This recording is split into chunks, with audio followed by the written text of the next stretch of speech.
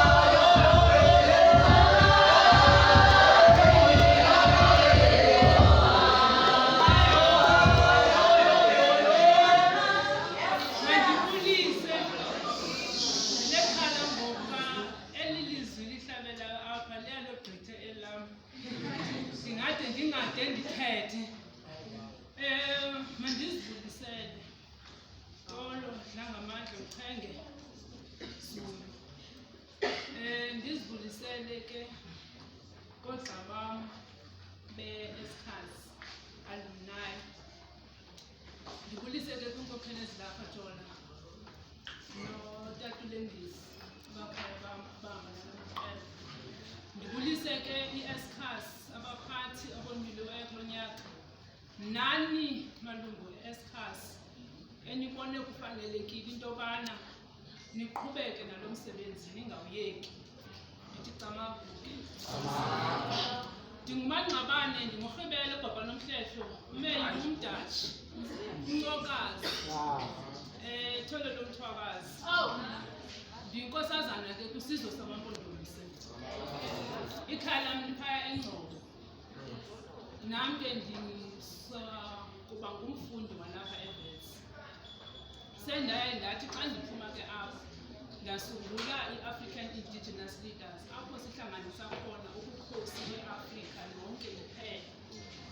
Ndenzela into yobana ke xa niphuma apha ningathi sikhumbule i-Eskhas, niyazi into yobana lo msebenzi niwuqalileyo awupheleli apha. Ndifuna ke ubana njengoba ndime apha ndiyazise into yobana kukhona amabutho amaXhosa, inhlangano apho ke emela amakomkhulu, ayimeli ikomkhulu kuphela eli lamaXhosa. Ngoba naxa silapha sintetho isiXhosa kodwa asiphumi sonke kwikomkhulu lamaXhosa. So ibalulekile ke loo nto leyo xa silapha simanyane, ngoba nezinye iintlangano zenza into yobana simanyane kodwa siphakamise ubukhosi. Ndibonile ke phaya kukhona igruphu evuliweyo ehlanganisa ezi societies zezi universities. IWits ikhona phaya, i-University of Pretoria, i-University of Free State. Last week bandiphazami i-UCT ibivula, babeqalile ukusimema nakunyaka ophelileyo sasiphumelele. Nakulo nyaka ke bakhona bebesimele si-African Indigenous Leaders. Kodwa bekubalulekile njengositshilo into yobana zonke ii-universities zikwazi into yobana zabelane ngalo olu lwazi nangayo le nto esayaqala yoba kubekho ezi societies. Niyayazi into yoba ayo society yamaXhosa qha ekhoyo, zikho zikhona nezinye i-nations of which as ubukhosi siyazixhasa zonke izizwe ezikhoyo nalapha eVets. Ngidlulisa kamazwi ukunikhuthaza kwakhona njengendiqhela ukwenza ndifika into yobana ningayiyeki le nto niyiphathisiweyo, niyibambe ngolu hlobo futhi ikhule. Ndicinga into yobana ezi venues ezi zincinci ziyasilimita. Ndiyayazi into yobana ke kukhona i-challenges na last year we used to have the same challenge yoba sibe sifinyane. Iyakhula le nto xa nithe nakwazi ukuyipapasha ngexesha eli-right. Nangoba likhona apha i-University of Pretoria apha. Nini apha naleni bahle benene afana sondlemane ndiqonda ndijonga. Ibintle kakhulu ivenu besinayo phaya ePretoria. Ndiyarhalela into yobana mhlawumbi xa sesiphinda siyenza le micimbi singazilimithi ngevenu. Mhlawumbi kuba kukhona apho kufanele ukuncediswa khona oomama umanqaba balapha kwi-institution ne-Great Hall le isifanele bethunana